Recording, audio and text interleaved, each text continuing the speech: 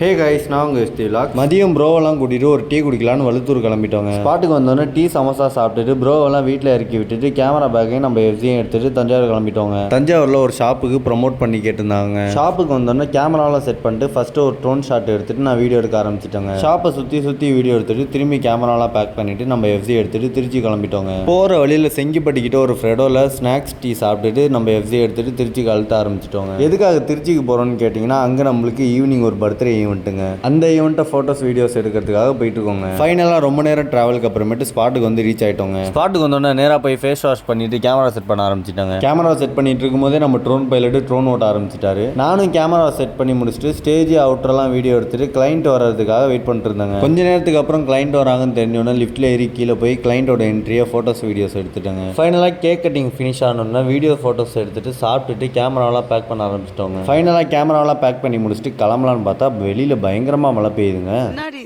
ஃபைனலாக நைட்டு ஒரு 9:30க்கு மழை விட்டு லேசான தூறல் போட ஆரம்பிச்சிருச்சுங்க. இதுதான் கேப்னு நம்ம எஃப்சி எடுத்துட்டு ஐயம்பட்டிக்கு அழுத்த ஆரம்பிச்சிட்டோங்க. இந்த மாதிரி விளாக்ஸ் பார்க்கணும்னு நினச்சிங்கன்னா நம்ம எஃப்சி விளாக்ஸை ஒரு ஃபாலோ பண்ணிக்கோங்க.